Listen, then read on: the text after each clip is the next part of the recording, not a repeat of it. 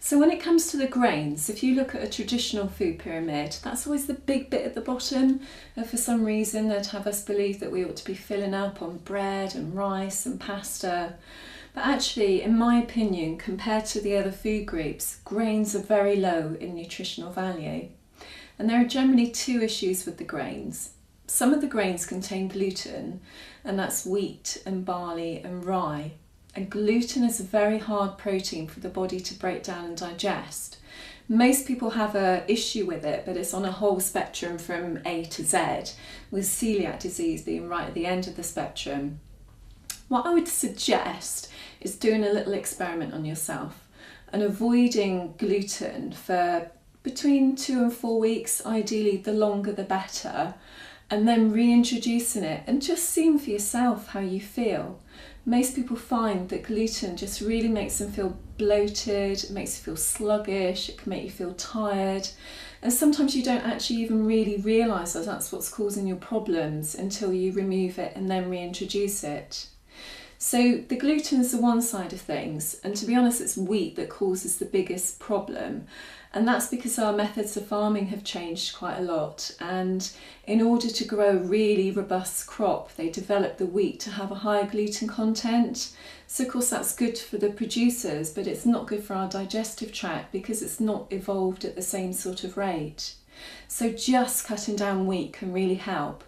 I would suggest don't replace gluten with a lot of gluten-free products, because quite often they're still not good for us. Because the other side of the coin is that once you strip down the grains, all you're left with is starch. Now the whole grains do contain some fibre and they do contain B vitamins, but B vitamins are water soluble. So for example, if you're cooking your brown rice, you need to make sure that you cook it in just enough water to cook the rice. Because if you're throwing away any at the end, you're literally throwing away your B vitamins. So once the grains are processed, all you're left with is starch, and starch converts to sugars very, very quickly. And one of the biggest offenders for this is the breakfast cereals. So if you may be trying to just sort of maintain or even lose a bit of weight, this is about the quantity of breakfast cereal you could go for. So that's 10 or 15 grams. So this would be things like brown flakes, cornflakes, Cheerios, Rice Krispies, and even Special K, which is sold to us as a healthy cereal. But that's because their whole marketing is all about it's less than 2% fat. So they're hooking in on our fat phobia. But actually all the grains could state that, because none of them contain fats. What they contain with is lots of sugars.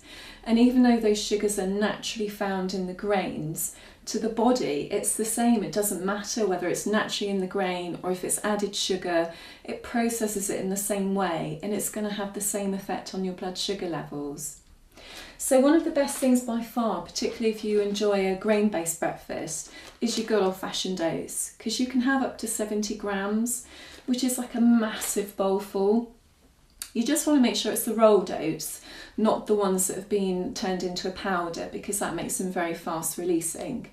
And I would say with the oats, it's worth getting the gluten-free. Now, oats don't naturally contain gluten, but they're often processed in factories where there is gluten. And I've just found, just by experimenting on myself, that the gluten-free ones just seem to sit a little bit better. So if you're making your oats into porridge, I would say maybe try and make it with water or one of the milk alternatives, because most people can tolerate a splash of milk, but the quantity that goes into a porridge is quite a lot, and again it can be quite tough on your digestive system. Now, if you did want a cereal for those days when you're in a bit more of a hurry, probably one of the only ones I would recommend from the supermarkets is one called Liz's Granola. It's oats, it's got coconut, it's got nuts and seeds.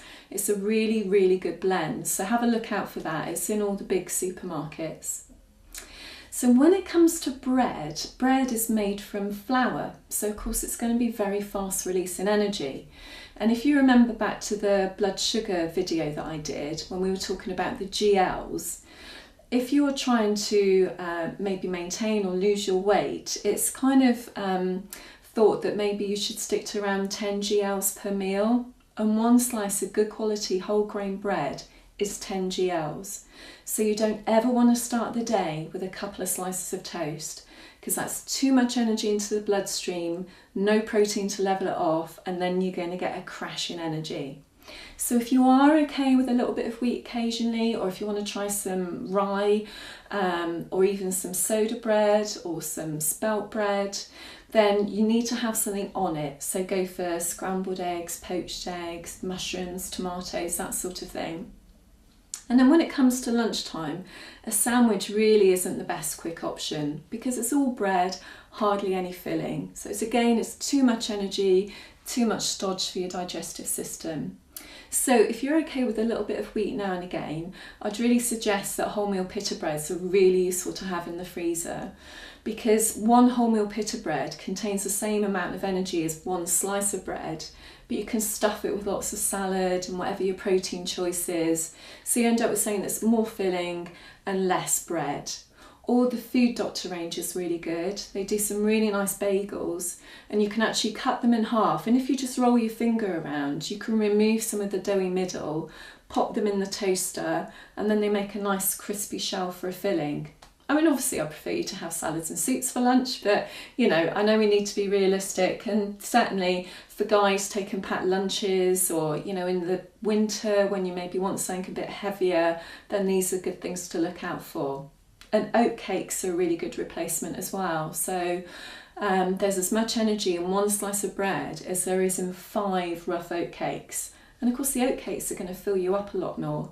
So quite often with the grains, it's just kind of playing around, choosing the best grains that's going to make you feel full and not compromise your digestive system.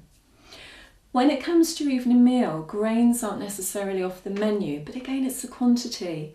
A normal pasta meal is a big bowl of pasta and not a lot else. But if you think in terms of your plate size, half your plate needs to be veg, a quarter would be your protein, and the other quarter would be your starchy carb. So that would be either your grains or your root vegetables.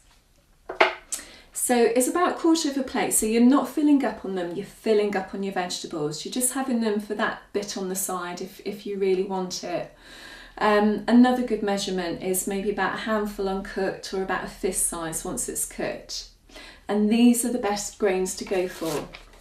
So we've got quinoa, you've got your wild rice, you've got your buckwheat and your amaranth. And the great thing about those grains is that they're actually not really grains, they're seeds.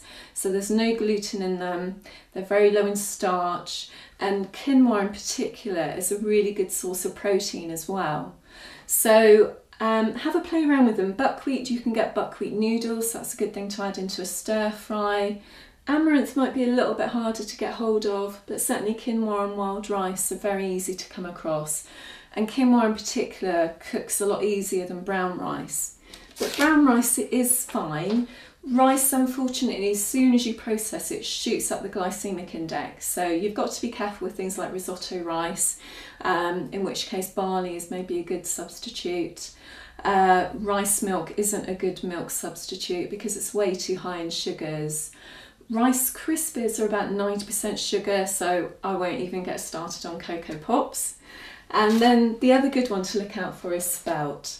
Now spelt is wheat, but it's the ancient form of wheat that the Romans used to grow. So it's got a much lower gluten content and it's much higher in nutrients.